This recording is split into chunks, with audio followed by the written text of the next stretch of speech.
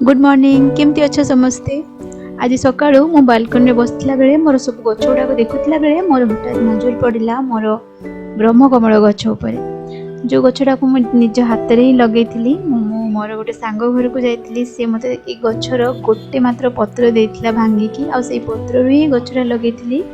ये बाल्कनी रे सब गछ मुई लगे हाथ में। तो किसी दिन हम मुझे गछ गुड़ा को एत नजर करनी आज देखला बेलू छोट गचरे एते सारा कढ़ आसी कि मुझे देखिकी विश्वास भी करि पारलिनी। तापरे भाबिली कि हाँ एटा बोधे तार सीजन चलची एते कढ़ आसी। आर वर्ष भी मुझे देखी मोर ये गछटारे बहुत सारा कढ़ आसला किंतु मु शुणी कि ए फूलर कढ़ जिते सब आसी थाए किंतु सब गुड़ाक ब्लूमिंग फ्लावरिंग हुएनी कहीं बहुत सारा कढ़ जोड़ा कि गली पड़े। तो से भाविली जहाँ भी हो किंतु देखिए मत एत खुशी लगे कि ये छोट गछटार एत सारा ब्लूमिंग होती। देखा आ भर केतेटा फूल फुटुची तार मूल में बहुत सारा घास हो जाता तो तार न्यूट्रिशन काले कमिज मुझे जल्दी जल्दी तार घास सब उपाड़ी सफा करदेली आउ तार टिके डायरेक्शन भी चेंज करदेली जमती कि खरा आड़ को भल से लागू ताले काले फूल गुड़ाक सब फुटो से। आज सकाळू मु गोटे बहुत भल काम करछि मो निज किचन रे मु आज डिक्लटरिंग करछि। किछि क्लटर तो नथिला किंतु मते किछि दिन होबो फील होतला कि मो किचन बहुत क्राउडेड हो जाइछि जेमति कि बहुत सारा एक्स्ट्रा डिशेस आ किछि जिंस जोडा को मु रेयरली यूज करे से सब जिंसर नंबर बढ़ी जाइछला परि मते लागुतला। आ मु सब बेले माइंडफुली जिंस किनिबा पई चेष्टा करे किंतु मु शॉपिंग करेनी सेटा भी सत नुहे। केते निजे किनिबा केते किए गिफ्टेड थाए किछि जिंस जेमिति कि एग्जांपल किछि वर्ष पूर्वे जते बेले आमे माइक्रोवेव किनिले सेते बेले माइक्रोवेव संगे बहुत सारा जिंस आसला आउ सेते बेले देखि तो खुशी लागिला किंतु से सब जिंस मु जते देखिले मु सेडा केबे भी यूज करूनी सेडा सब प्लास्टिक रो थिला।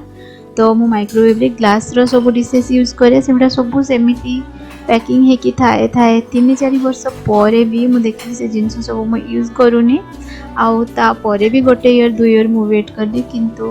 मु भाबिली तापर कि नाइ गुडा को मु केबे भी यूज करबिनी। तो किछि दिन तळे मु से सब जिंस पैक करके आम घरे जो झीटा काम करे मु ताको से सब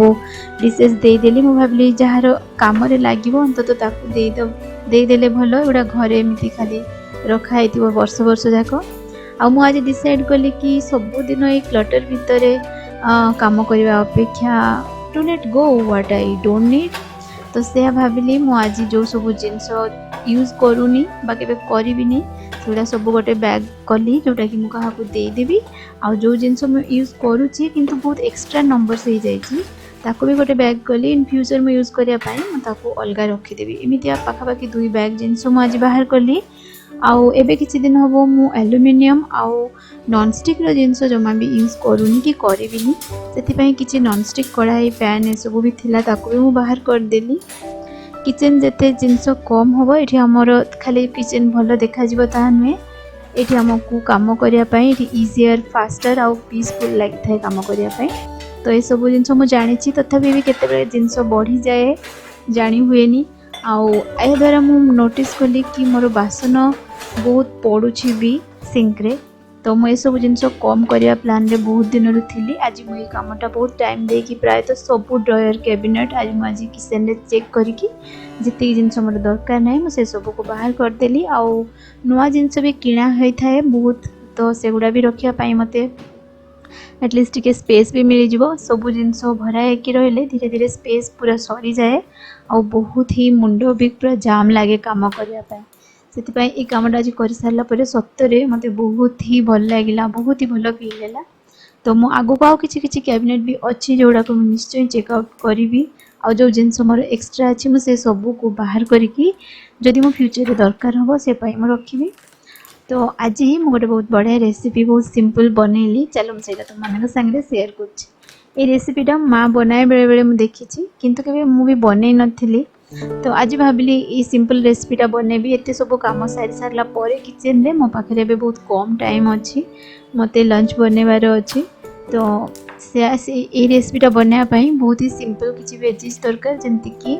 ए कखारु बीन्स आउ आलू ए तीनटा वेजिटेबल रे हमें ए बढ़िया रेसिपीटा बने परिबा सादा रे पूरा बना जायडा।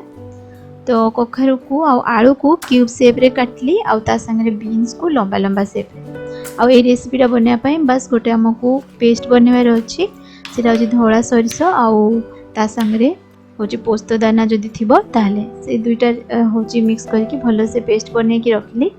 आउ तेल रे देली पंचफुटण सुखिला लंका तेजपत्र ये सब पकईकी आलू आउ परिबा ये सब पकईकी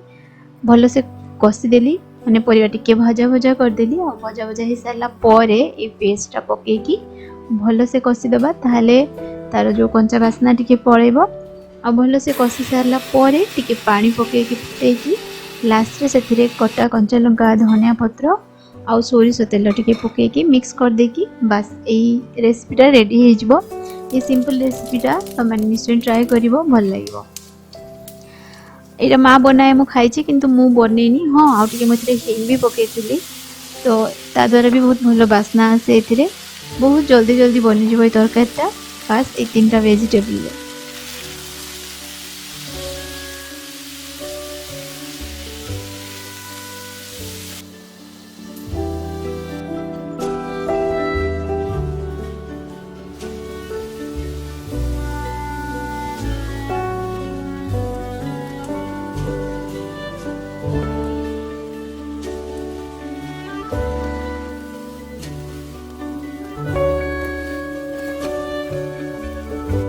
किचन रे एते सारा काम कर सारा पर मुझे जल्दी हम किसी रेसिपी बनैली जमीक आज लंच रे प्लेन डाली आउ संगे तरकारीटा बनैली